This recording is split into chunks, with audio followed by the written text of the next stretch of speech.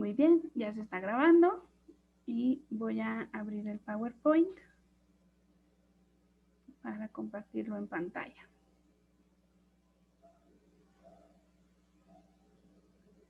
Está en la última diapositiva y aquí con esto se debería ir a pantalla completa.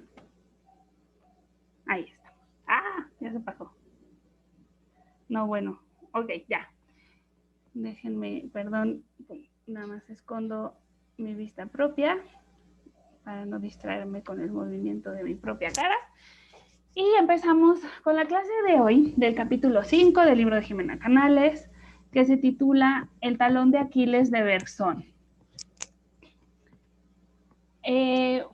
Bueno, digamos, para decir lo más importante, queda claro que el talón de Aquiles de Berzón fue haber rechazado la idea de que los dos tiempos que se desfasan en la teoría de la relatividad tienen el mismo estado de realidad, son igualmente importantes y son igualmente reales físicamente. Ese fue el talón de Aquiles y en resumen, pues es un talón de Aquiles porque con esa idea se asoció a Berzón con un error y la comunidad de físicos, no en general, como justamente nos dicen al final del capítulo, hubo varios físicos que sí le hicieron caso a Berzón, pero sí una inmensa mayoría de la comunidad física pues ya se quedó con la idea de que Berzón se había equivocado. Entonces, por eso es el talón de Aquiles, porque eso lo sostuvo hasta que murió, que estos dos tiempos no eran igualmente reales. Y pues esa es la gran debilidad en el debate, ¿no? Por eso la metáfora del talón de Aquiles. Para entender el contenido de este capítulo, pues es muy importante que tengamos claro cuál es la diferencia entre la relatividad especial y la general. Entonces, pues traje una infografía para que veamos las diferencias. ¿Y por qué es importante? Pues porque se nos dice que Berzón sobre todo se especializó, digamos como que se enfocó en la teoría de la relatividad especial y esa fue la que más debatió y finalmente en esa época estaba más claro qué significaba la especial que la relatividad. De por sí no estaba clara ninguna de las dos, pero Einstein había dedicado muchos esfuerzos a hacer popular la especial y la relatividad general iba a ganar fuerza hasta décadas más tarde. Entonces, todo el debate Berzón lo plantea en términos de la especial, que es la primera que se formula en 1905, la fórmula Einstein, y la general es de 1915, pero era mucho más conocida en los años 20, la especial, que la general, en parte porque ya se venía cocinando desde décadas atrás, también con intentos de físicos y matemáticos por entender qué ocurría con la luz. Todo el siglo XIX está súper marcado por el esfuerzo de los físicos de entender si hay éter o no, es decir, si hay una sustancia a través de la cual viaja la luz. Hay muchos modelos mecánicos de cómo podría ser ese éter. Maxwell logra unificar la electricidad y el magnetismo en unas ecuaciones, que es su gran teoría del electromagnetismo. Entonces, en el ambiente físico-matemático ya están los temas, el tema de la luz, del comportamiento de la luz, de su velocidad, de cómo viaja. Esto ya se estaba discutiendo y a finales del siglo XIX, unos años antes de la formulación de la relatividad especial de Einstein, ya había sobre la mesa muchas ideas en relación a esto de la luz, ¿no? Entonces, vamos a ver si se alcanza a leer esta infografía. Yo sí la puedo leer en mi pantalla, entonces espero que ustedes también y pues que la vayamos siguiendo.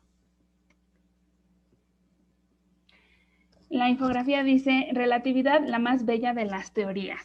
Entonces, en 1905 está el surgimiento de la relatividad especial, que se enfoca en definir la velocidad de la luz en el vacío, como 300.000 kilómetros por segundo, y además como una constante que nada puede superar. nada viaja más rápido que la luz, ni la información, ni nada puede viajar más rápido que la luz.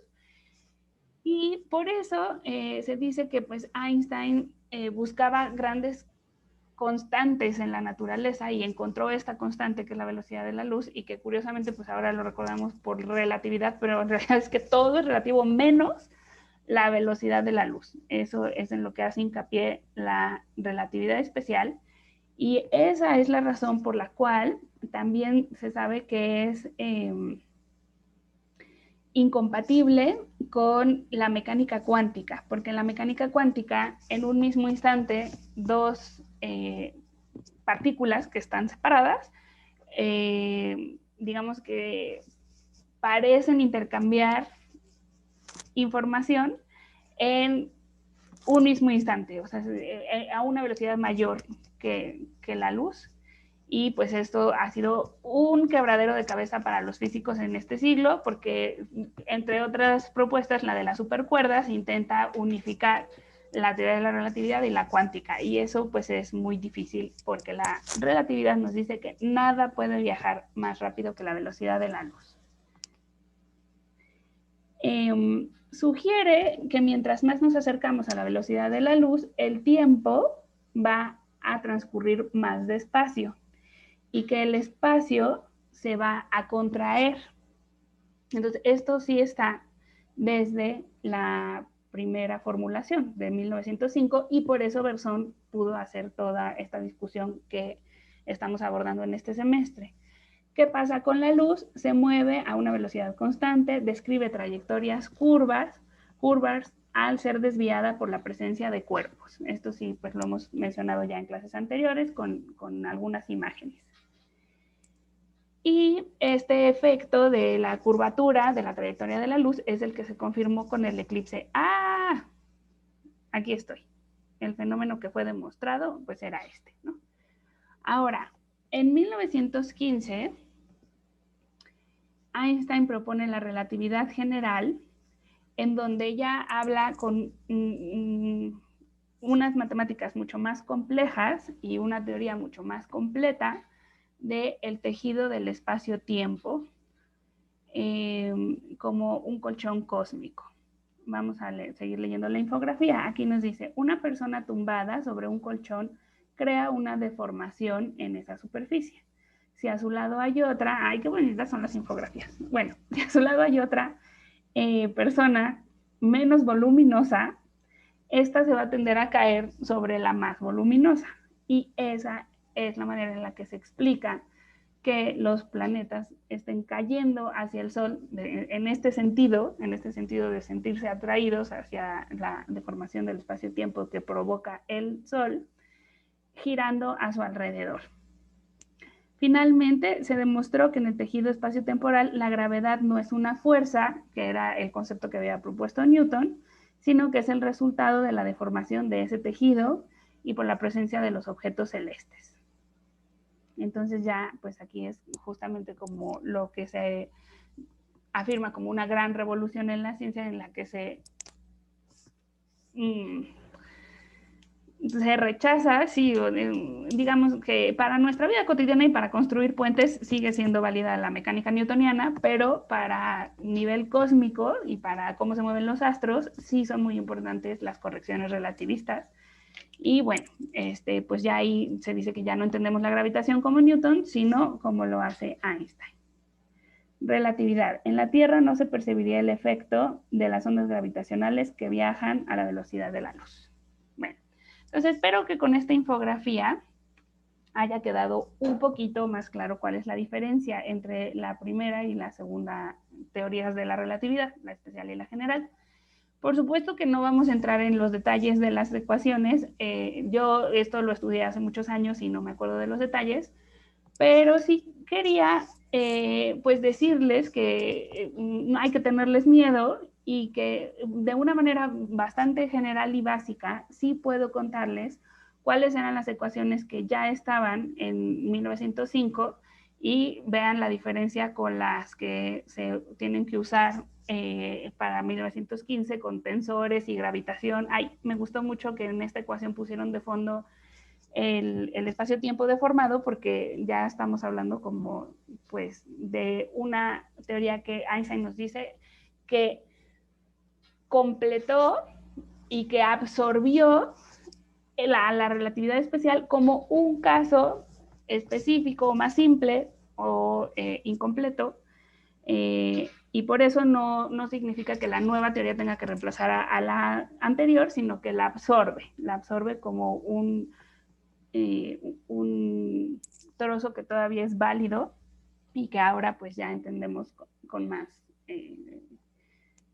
elementos.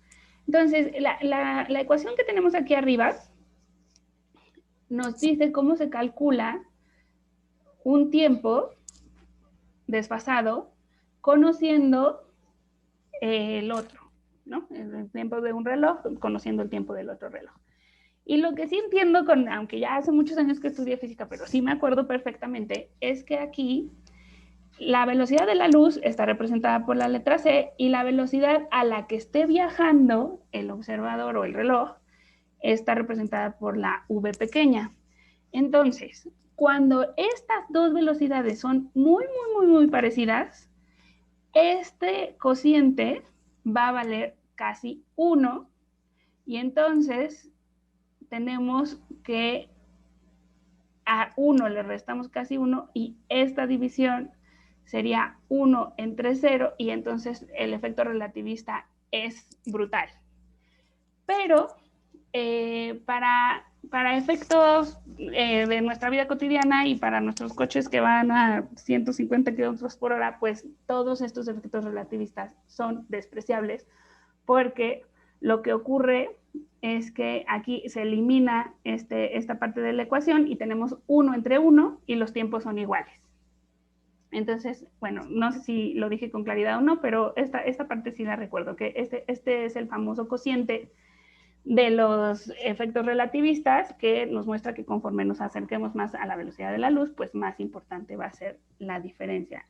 Entonces vamos a leer aquí la descripción. Dice, T' se denomina tiempo propio y se define como el intervalo de tiempo entre dos sucesos medido por un observador que afirma que los sucesos ocurren en el mismo lugar. ¿Se acuerdan que hablábamos como de un tren que se va moviendo y imaginamos a un observador arriba y otro abajo? Bueno, pues para todas estas cosas se pueden utilizar esta ecuación y hay una similar para la longitud o para, digamos, la distancia recorrida y pues también tiene un efecto relativista la distancia. Y pues la de aquí abajo no sería capaz de describir cuáles son los elementos, pero pues sí, digamos que me gustó mucho poner el contraste, porque nos cuentan en este capítulo que Einstein y sus allegados decían que en general hablaban, o sea, como que no tocaban estos temas porque ya las matemáticas eran demasiado complejas y que además, pues como en los eventos académicos no hablaban de la aceleración, precisamente pues como para no meterse en detalles demasiado elevados, ¿no? Por así decirlo.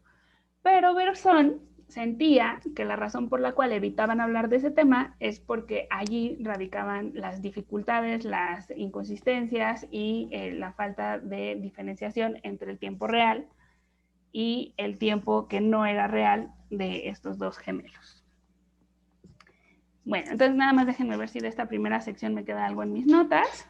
En 1905, Einstein consideró el experimento mental de los relojes, pero solamente contemplaba el movimiento de un reloj que pudiera ser transportado y perdiera una cantidad de segundos al trasladarse. Empezó a tomar en cuenta la aceleración y la gravitación hasta 1915. La teoría general explicaba la especial como un caso incompleto y simple. Explicar lo del elevador, eso sí me faltaba aquí de mis notas. Comentar con ustedes, a ver, voy a dejar de compartir un segundito para ver sus caras y ver si les estoy hablando en japonés cuando les pregunto si saben cómo se graban las escenas de las películas en donde se supone que están en el espacio y no hay fuerza gravitacional. ¿Alguien sabe ese chisme? ¿Cómo graban Interstellar y todas esas? Bueno, pues para Un grabar avión. estas escenas En un avión. tienen que estar en caída libre. Exacto. Porque cuando están, o sea, cuando tú estás en un avión y lo dejas caer, las personas dentro del avión van a estar flotando como cuando se lanzan en el paracaídas, ¿no? Entonces, cuando, o sea, volvamos al punto básico de que la gravedad, como nosotros la sentimos, que nos está trayendo hacia la Tierra, es una aceleración hacia la Tierra, ¿no? Si anulamos esa aceleración, porque ya nos quitan el piso, ahorita yo vivo en un quinto piso, entonces imaginemos que me quitan el quinto piso, y voy en caída libre, y toman las escenas donde todo lo demás va en caída libre conmigo, estamos cayendo todos al mismo tiempo, pero yo voy a estar flotando. Así es como graban las escenas de gravitación cero. Y esto más o menos se menciona muy rápido de pasada al principio del capítulo cuando hablan del problema de los elevadores. Digamos, lo que ocurría en estos eventos académicos de principios del siglo XX es que discutían qué pasaría si a un elevador pues le cortaran la cuerda y dejaran caer todo lo que está dentro de él, ¿no? Y justo se decía pues que ya no ibas a sentir que el piso te estuviera sosteniendo. Entonces, bueno, pues les quería dar así como ese dato curioso de las escenas, porque es lo que se estaba discutiendo con la cuestión del elevador y de la gravitación. Ok, aquí nos quedamos. Bueno, entonces, como comentábamos, Bergson se centró en la teoría especial. Las ecuaciones eran diferentes. A Bergson le pareció que las fórmulas de Einstein no hacían referencia a ningún marco, a ningún punto específico, y eso quería decir que estaba dejando entrar en su teoría entidades platónicas absolutas. Entonces me voy a regresar nada más aquí para mencionar lo de las entidades platónicas. Y esto sí, pues seguramente lo vieron en sus clases de filosofía antigua.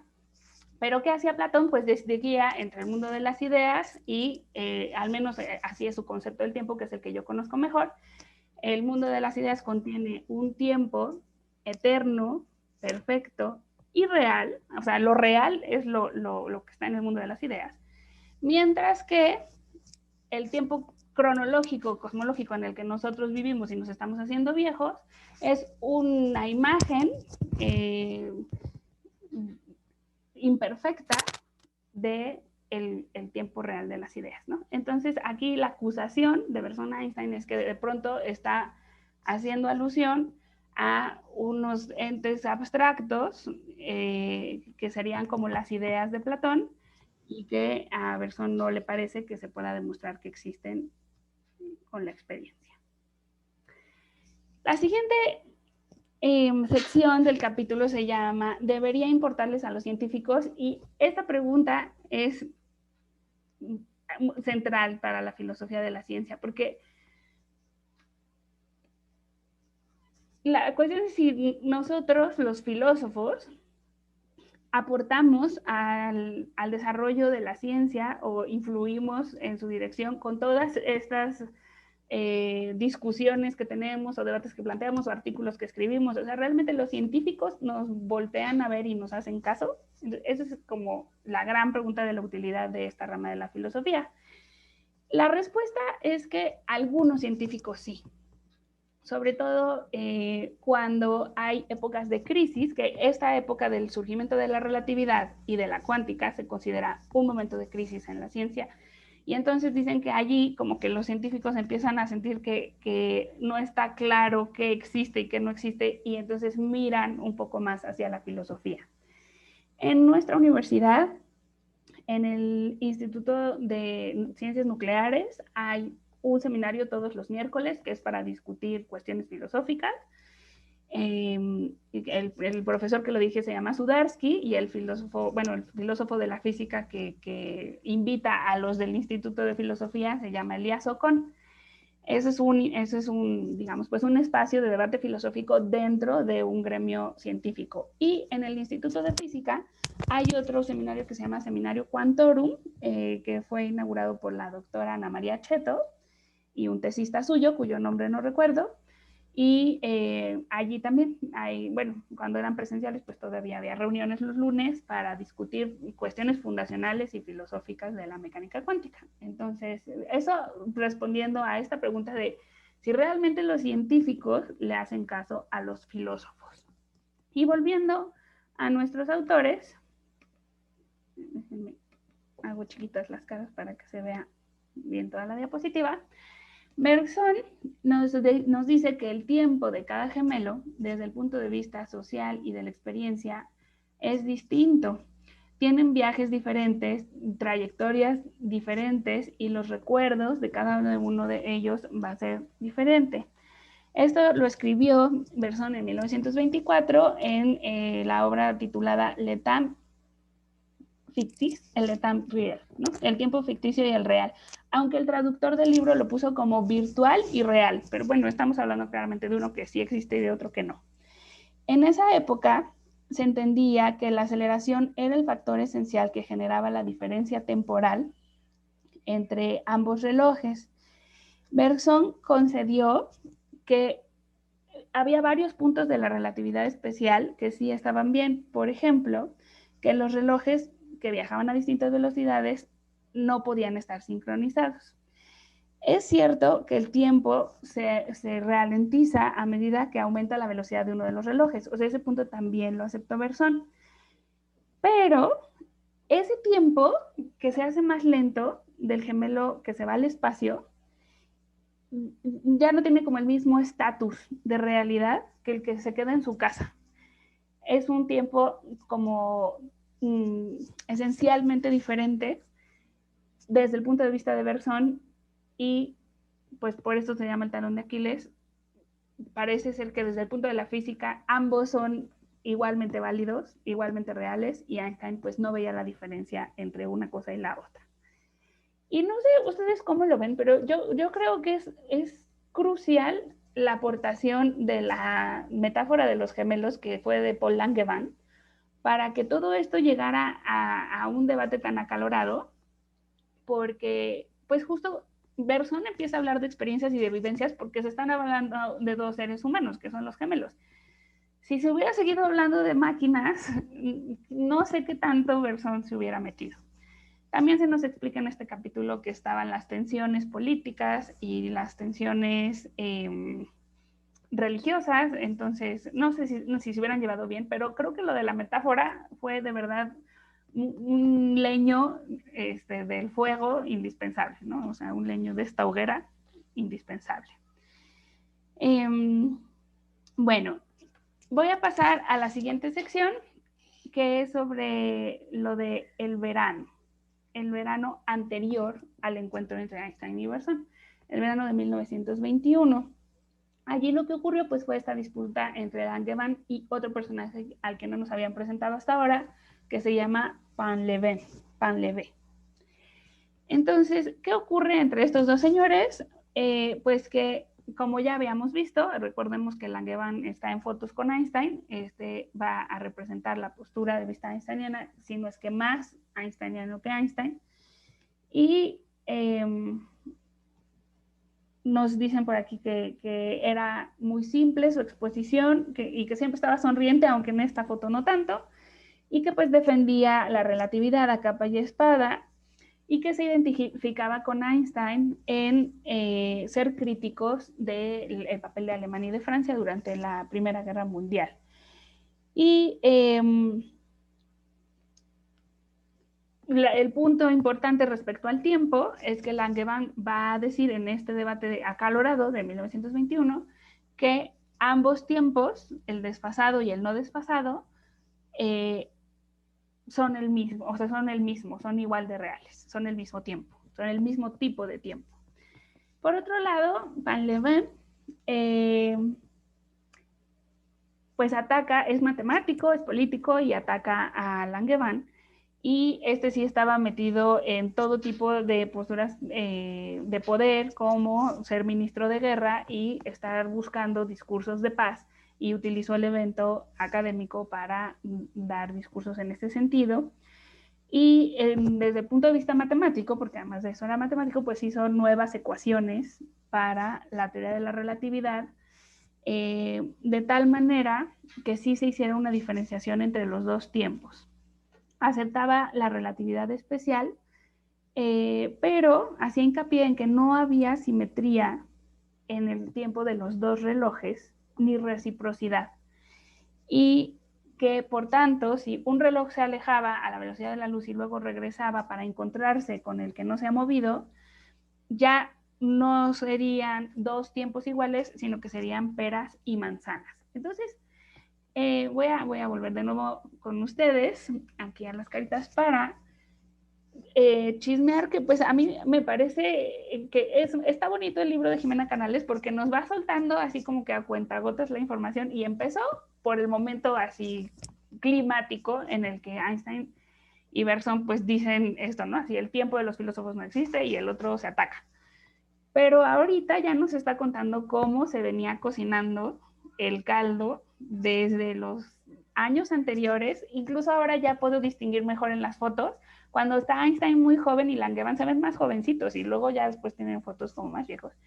Y cuando están jovencitos, pues ya están aquí generando como predebates, y está aquí la super trampa de que Einstein se informa sobre qué es lo que están diciendo los enemigos del debate, o sea que le pide a este hombre Kessler que le diga todo exactamente lo que haya dicho Painlevé, para que el año que viene, en el verano, pues él pueda responder. Entonces, ahora pierde muchísima inocencia esa afirmación de Einstein, así como de, ay, el tiempo de los filósofos no existe. No es para nada inocente y casual, así como, ay, se me ocurrió, lo dije, pues al ahí se va, pensé que la psicología no les iba a ofender. No, no, no, no, no. Este señor ya sabía que el año pasado se habían agarrado del chongo y que este matemático estaba diciendo que había diferencias en las naturalezas de los tiempos y que Langevin lo había defendido.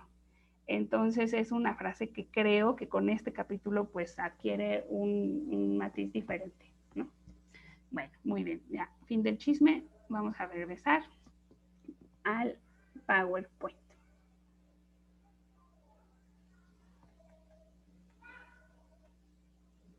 Y aquí ya están las fotos de 1922, en donde vemos a Painlevé ya discutiendo con Einstein, pero pues sí, con toda la información que había recabado el año anterior. Entre otras cosas, también se nos comenta que los científicos, discúlpenme, no sé por qué, nunca tocan el timbre, pero están tocando el timbre. Voy a grabar voy a parar la grabación un segundo. Una disculpa.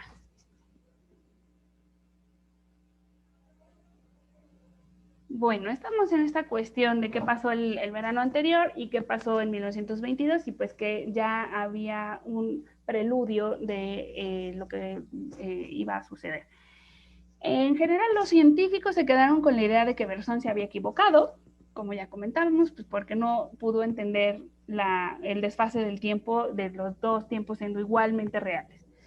Pero sí hay algo que caló, nos dice Jimena Canales, que fue que los experimentos en esta época de 1922 no le salían tan bien a Einstein respecto a este desfase del tiempo. O sea, vimos que el eclipse demostró una idea, que fue que la luz se deformaba.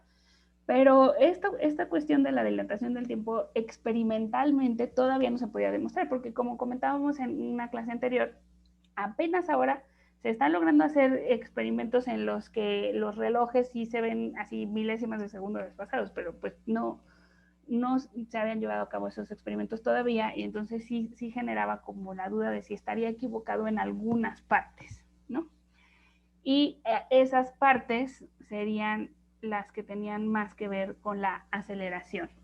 Para Painlevé y para Berzón, estaba claro que en estas exposiciones se evitaba hablar de la aceleración porque allí es en donde estaban las dificultades y las inconsistencias y donde radicaba la diferencia entre los dos tiempos. Nos dice Jimena Canales que poco a poco la relatividad general fue ganando apoyo y que se empezó como a quedar atrás la cuestión de la paradoja de los gemelos, y entonces todo lo que dice Berzón sobre las experiencias y las vivencias, pues ya se fue desdibujando y se fue generando pues esta idea de que se había equivocado Berzón. Pero ya para terminar mi exposición y pasar a la sección de debates y de dudas con ustedes, sí quisiera ver con cuidado esta diapositiva, porque yo creo que a pesar de que Berzón se puso a estudiar las ecuaciones y la física con todo detalle, y por supuesto que era un hombre brillante y lo estaba entendiendo pues de la mejor manera posible, yo veo en estas afirmaciones que él sigue pensando en su tiempo con T mayúscula, que es la durée, cuando habla de que van a tener experiencias distintas, van a pasar por diferentes lugares, entonces van a generar recuerdos distintos, y como eso es esencial en la durée, porque la durée no es otra cosa más que esta concatenación de estados de la conciencia, pues cómo van a ser los mismos, ¿no? Entonces, sigue queriendo definir un concepto del tiempo, aunque sea en la física, que contenga las experiencias de la conciencia. Y es como esta pues necedad o convicción, me gusta más la palabra convicción, de que la filosofía era el área del conocimiento que debía definir el tiempo verdadero. Y Einstein pues ya estaba convencido de que lo había logrado, y que las conciencias y los recuerdos no tenían nada que ver con eso.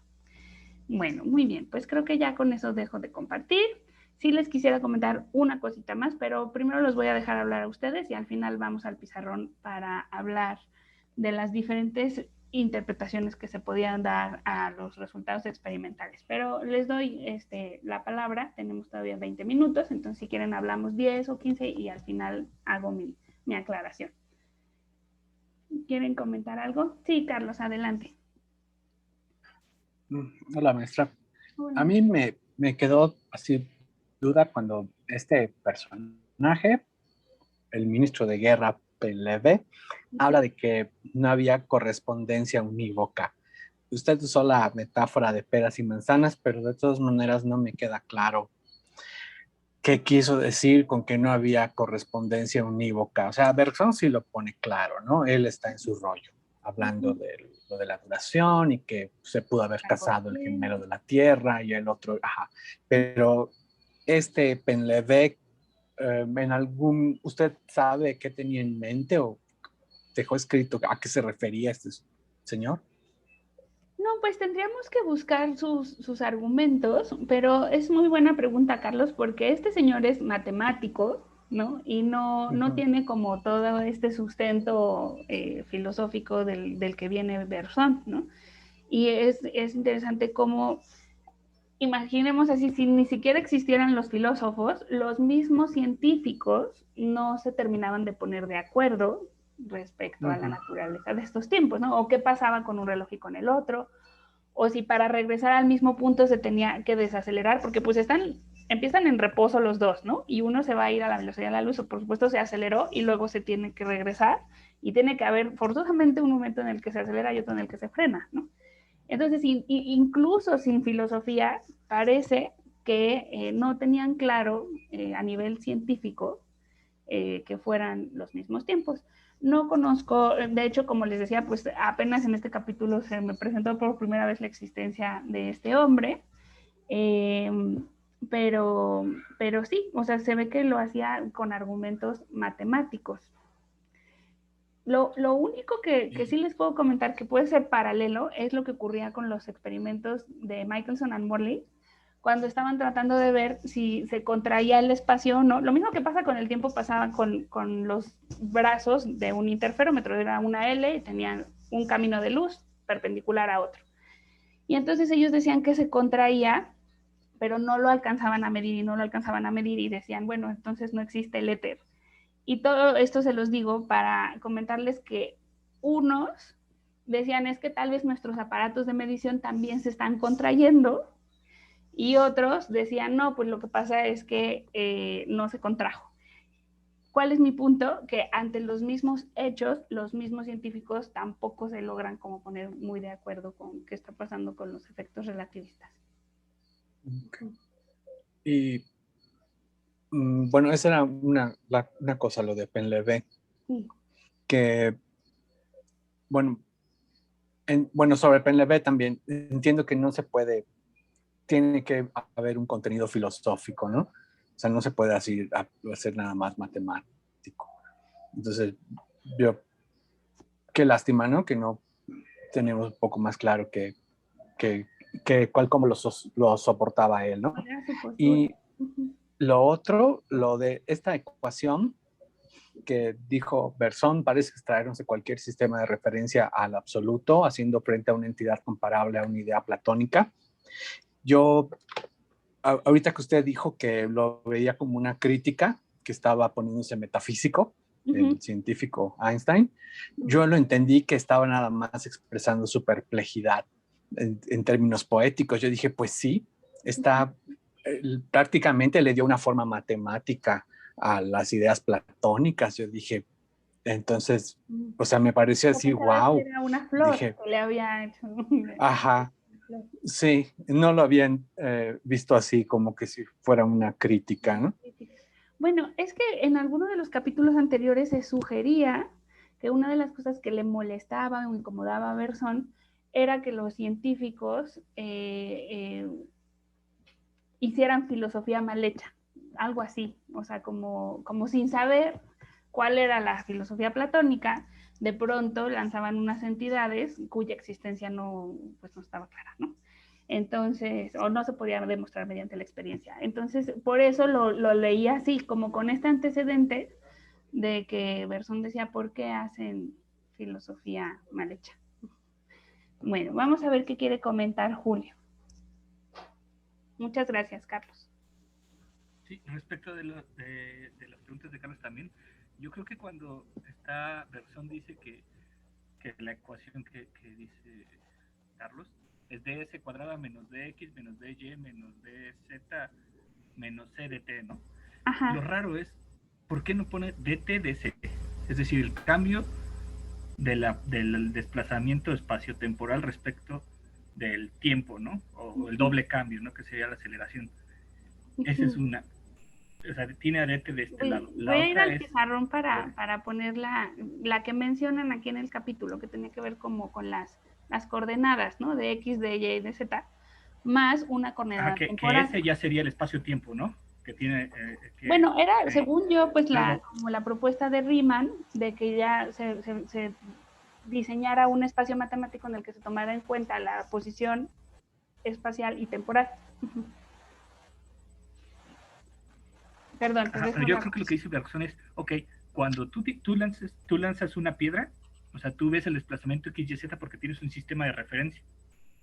Ajá, y entonces la crítica es, bueno, tú me estás diciendo que cuando se está lanzando la piedra, lo que está variando es la distancia, o sea, el plano y el tiempo.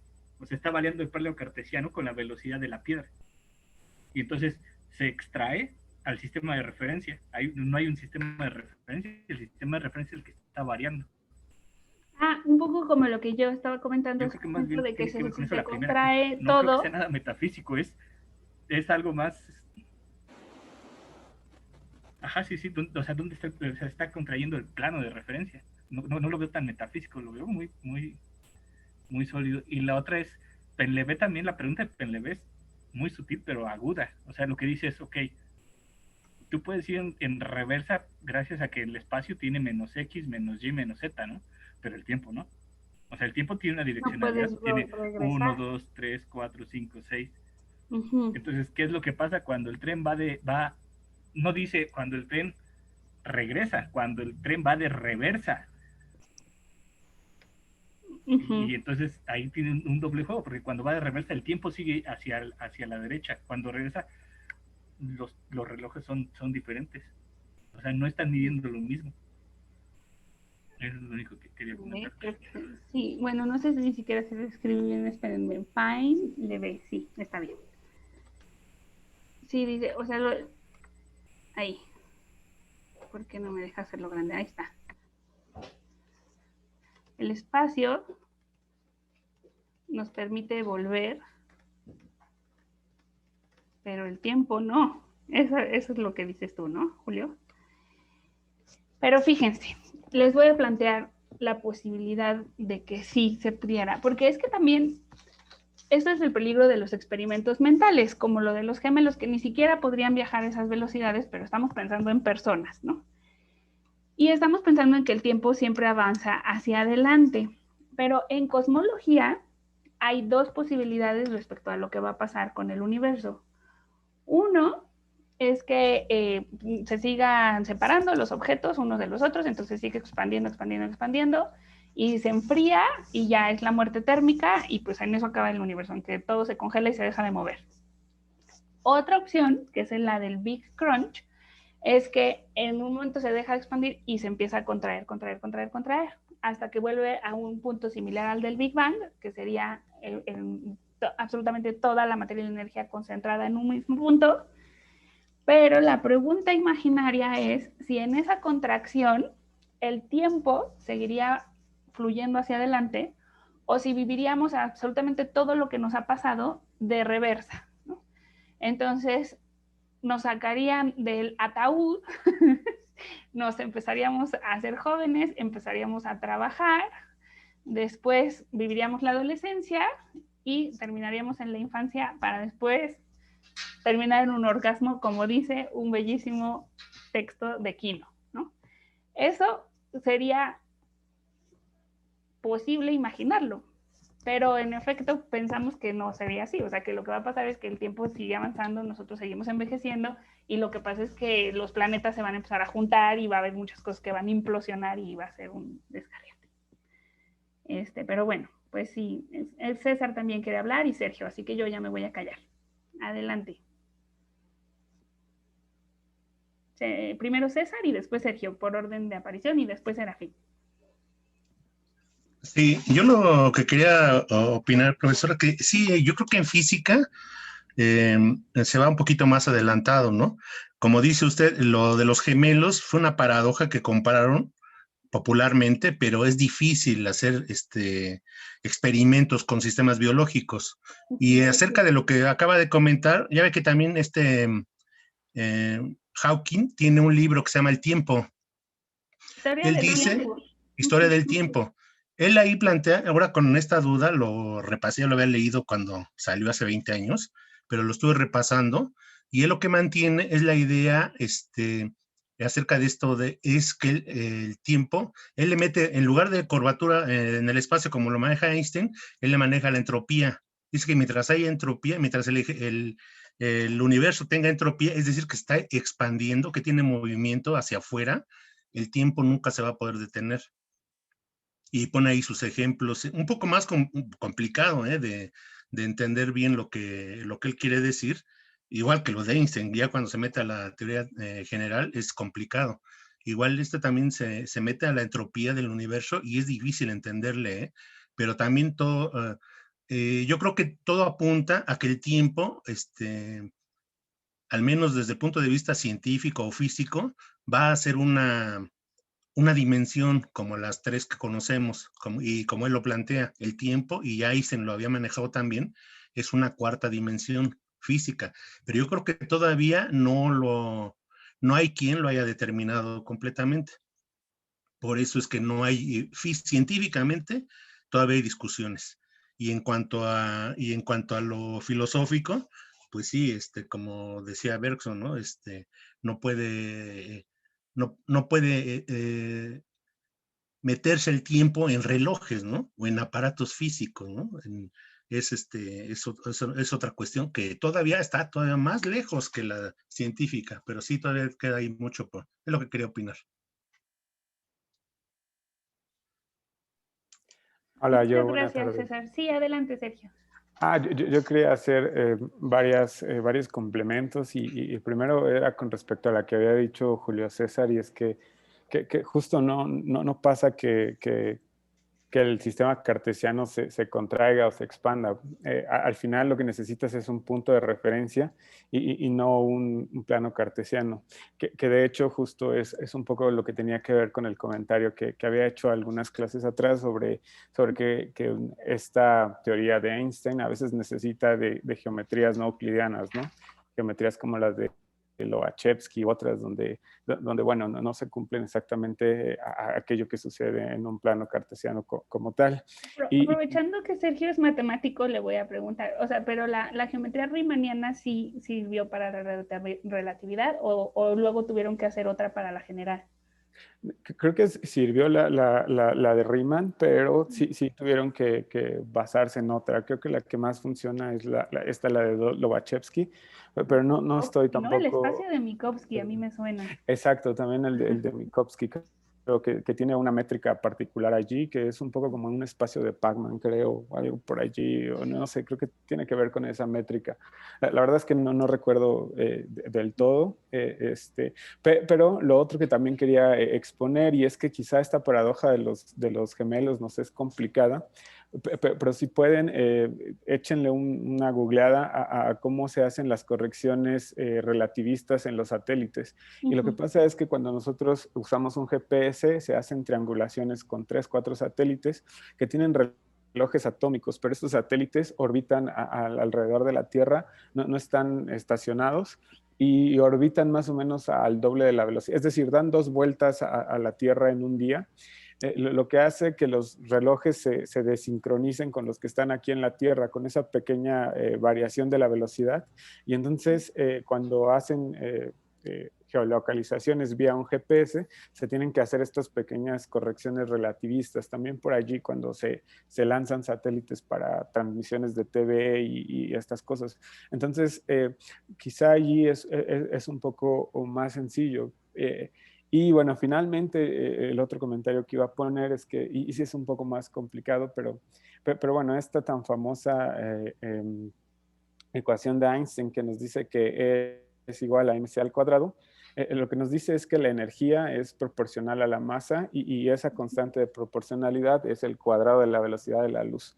Pero si nosotros despejamos, podríamos ver que entonces C cuadrada es igual a la energía dividida entre la masa. Entonces, esa relación de la energía y la masa es la que nos dice que tiene que conservarse constante, de manera que si la masa de un objeto crece, entonces la energía que se necesita para moverse también debe crecer y por ahí se encuentran relaciones como más interesantes en ver cómo es que también pues esta velocidad afecta un poco como a la masa de los cuerpos. Y bueno, esos eran los 3 comentarios. Esta última idea creo que es un poco más complicada de desarrollar y bueno, no quiero tampoco como consumir mucho tiempo, pero bueno, lo de los satélites creo que es algo bastante interesante y que de alguna manera nos es cotidiano por esto del GPS y que podría ser como un poco más sencillo de entender. Sí, pues vamos a ver si más adelante se toca el tema de esta famosísima ecuación, que es la que aparece como siempre junto a Einstein, que relaciona la energía, la masa y la velocidad de la luz. Yo lo que sé, ya de haber estudiado física hace muchísimos años y más bien estar en el ambiente filosófico, es que es relevante en este sentido de encontrar ecuaciones universales que apunten a constantes, aquí está su famosísima constante de que es cuando se calculó la velocidad de la luz, y esa o sea, se expone en la relatividad especial y se queda en la relatividad general y pues es una constante que hasta el día de hoy es indispensable para cualquier cosmólogo, ¿no? Entonces yo, bueno, solo para también complementar lo que decía Sergio con esto de cómo Einstein buscaba principios universales, que en otra clase que vemos la historia de la filosofía, pues estamos viendo desde Aristóteles, Locke, Leibniz, ¿no? O sea, cómo pues el ser humano tiene esta necesidad de encontrar principios o constantes o ecuaciones que nos ayuden a entender la naturaleza, y pues esta es de las más famosas. Y ya finalmente, así súper rápido, y es que creo que ahora está un poco de moda que justo Sir Penrose dice que el Big Bang no fue solamente el principio de este universo, sino que puede ser el final del anterior, ¿no? Pero creo que está muy interesante. Bueno, Penrose siempre me ha gustado mucho. Híjole, a mí Penrose siempre se me ha hecho súper peligroso porque raya como entre la ciencia y la imaginación y confunde un montón. Porque sí, o sea, tiene es como Julio Verne, ¿no? O sea, igual y sí le está atinando a 1000 cosas, pero pues todavía no tienen como mucho sustento. Y sí abre muchos debates filosóficos, pero científicamente no me queda claro que esté haciendo afirmaciones bien sustentadas. Esa es como mi sensación cuando leo a Penrose. Pero me encanta su explicación de la entropía y siempre lo cito y todo. Serafín, le doy los últimos minutos porque yo ya hablé bastante. Gracias. Buenas tardes, compañeros. El capítulo se llama El talón de Aquiles de Bergson, y leo: la negativa del filósofo de entender ambos tiempos, el real y el ficticio, en términos equivalentes, se convirtió en su talón de Aquiles, la razón por la que tantísimos lectores la acusaron de no haber entendido la teoría de la relatividad. Usted hace rato comentó de que se había puesto a leer y a estudiar y todo, pero ¿entendió la teoría de la relatividad? No lo sabemos. Voy a comentar una anécdota en relación al aprendizaje y el conocimiento de la teoría de la relatividad de Einstein. Dice: cuando le preguntaron al astrónomo Arthur Eddington si era verdad que él era una de las 3 únicas personas del mundo que podía entender las teorías de la relatividad de Einstein, Eddington lo consideró profundamente por un momento y contestó: estoy intentando pensar quién es la tercera persona. Yo aquí me pongo a pensar, aquí yo considero que, pues no sé, era Bergson. Que no era ningún filósofo y menos Bergson. O sea, creo que el talón de Aquiles de Bergson era, tendríamos que partir de la idea o de la pregunta: ¿entendió la teoría de la relatividad? O sea, creo que desde ahí, y yo siempre, desde que empecé a leer este libro, que sí me gusta, la verdad, ¿qué ganaba Einstein al llegar a ese debate? O sea, lo que usted comentaba hace rato de que ¿no? Ya se vio que mucho, o sea, a mí me pero gusta lo que usted, capítulo, sí, adelante, hable. Perdón, lo que usted preguntaba hace rato, doctora, que si los científicos le hacen caso a los filósofos, lo dudo mucho. Dudo mucho. Los filósofos es algo, iba a decir ciencia abstracta, pero ya quedamos que la filosofía no es una ciencia. Es algo abstracto, y la física pues va más hacia lo concreto, aunque tiene algunas partes abstractas, ¿no? Por ejemplo, las teorías y viaje en el tiempo, etcétera, etcétera, todas esas cuestiones, ¿no?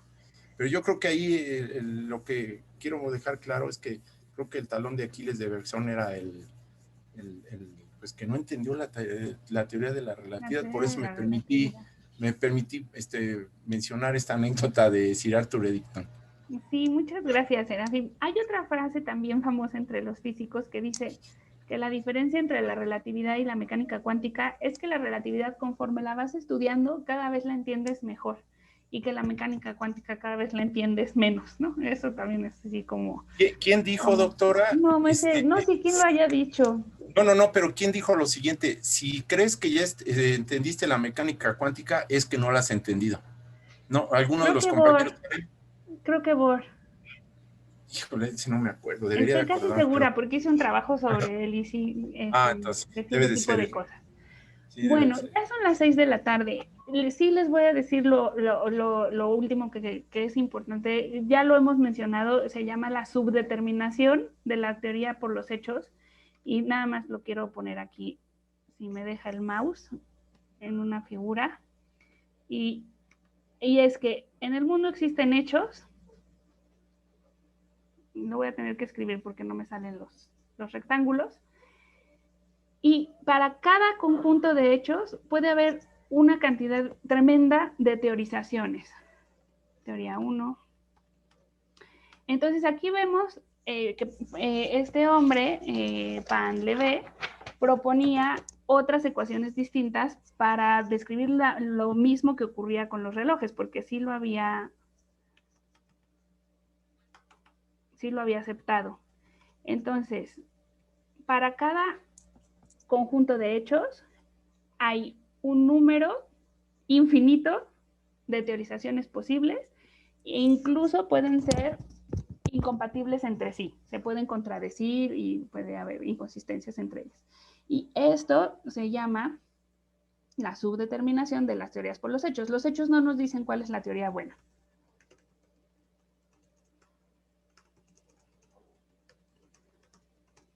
Solo para recalcarlo, es algo muy importante en filosofía de la ciencia y aquí se vio respecto a Painlevé y la relatividad. Estaba proponiendo una matematización distinta para los mismos hechos que ya estaba aceptando.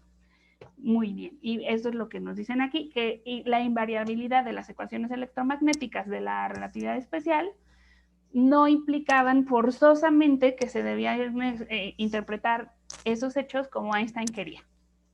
Es ahora sí el fin de la clase y pues nos vemos la próxima semana. Hasta luego todos. Adiós, que estén muy Adiós. bien. Bye, bye.